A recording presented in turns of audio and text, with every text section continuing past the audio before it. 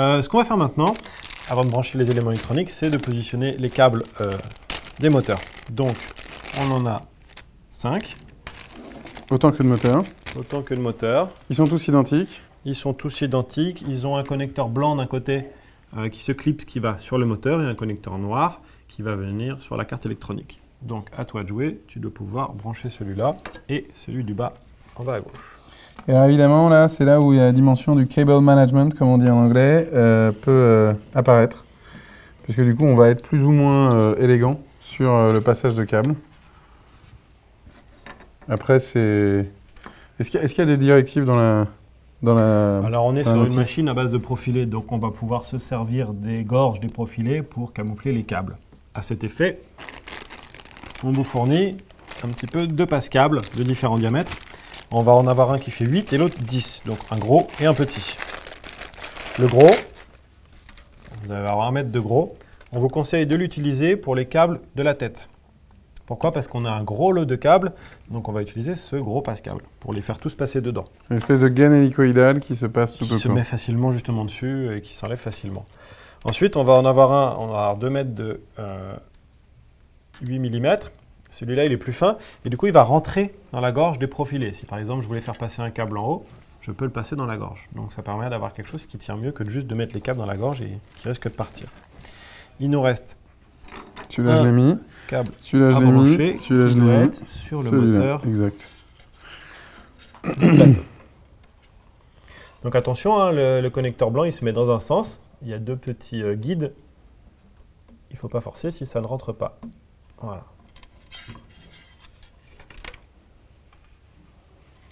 Donc sur le passage de câble, on va déjà fixer la boîte électronique pour que les gens se rendent compte où vont aller tous ces câbles. Donc la boîte électronique, elle est dans un carton séparé. Voilà. Alors l'électronique, on a déjà monté tous les composants qui vont dessus, on les a testés, on a monté l'écran LCD, donc vous n'avez plus qu'à le positionner sur le châssis. Ah mine de rien, c'est un peu gros quand même.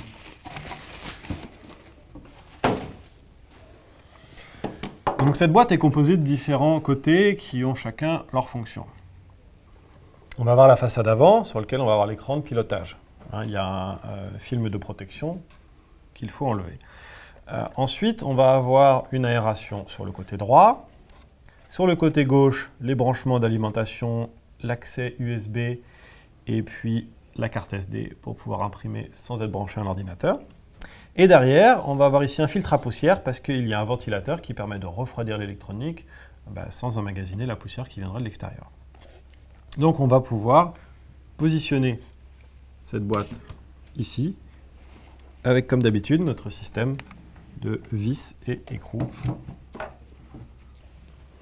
Il y a une rainure donc sur la boîte pour s'insérer dans la rainure du haut. Voilà, et tenir parfaitement, même maintenu sur quelque chose comme ça, il n'y aura pas de problème de maintien. Super. Donc la boîte est un petit peu sur le côté gauche, pourquoi?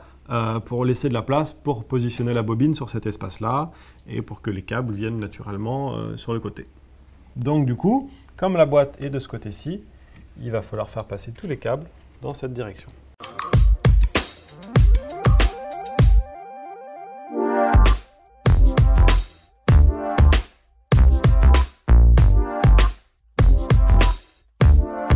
Donc là, on a commencé à passer les câbles, on a passé le moteur Z sur le côté gauche, qui est le plus simple, pour rejoindre la boîte électronique. On a mis un petit peu de passe-câble sur le moteur de la tête X avec son fin de course. Donc on a deux branchements qui vont pouvoir venir ici, tout en laissant le câble libre. Pour ce qui est du Y, le moteur et le end-stop, on a suivi le profilé et on est passé dans la gorge derrière pour arriver en haut. On se dit, ah zut, j'ai 2 moteurs. Mais comme les câbles sont de la même longueur à la base, celui qui est le plus loin, c'est celui qui du coup est le plus court ici. Donc ça, c'est le Y, le moteur du plateau. Et là, ça va donc être Z, ce moteur-là. Ensuite, on va devoir donc ouvrir le capot arrière de la boîte électronique pour accéder à la carte. Donc je défais les 4 vis. Il n'y a pas besoin de défaire jusqu'au bout. Comme ça, on laisse la vis sur la pièce plastique. Comme ça, on ne la perd pas. On voit donc qu'on a un ventilateur de refroidissement qui est alimenté, qui est branché. Donc ce que je vais faire, c'est que pour ne pas l'abîmer, ne pas risquer de le faire tomber, je vais le débrancher. Alors c'est simple, hein, on est bien le rouge sur le rouge, le noir sur le noir.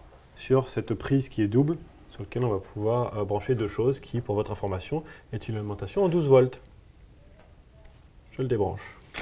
Alors pour le branchement de ces éléments électroniques, vous allez avoir deux possibilités en fonction du type de sonde qui vous est livrée avec la machine. Il y a une sonde qui fonctionne en 5 volts, une sonde qui fonctionne en 12 volts. C'est ça que vous devez déterminer tout de suite pour savoir quel schéma suivre. Pour savoir cela, vous prenez le câble de la sonde. Quand je parle de la sonde avec le bout bleu, la sonde à inductance. D'accord ? Si vous avez un câble avec 3 pins, ça veut dire que c'est une sonde 5 volts. Ça veut dire qu'on va avoir deux câbles pour savoir si la sonde détecte du métal. Et le troisième, c'est l'alimentation de cette sonde, qui se fait directement en 5 volts.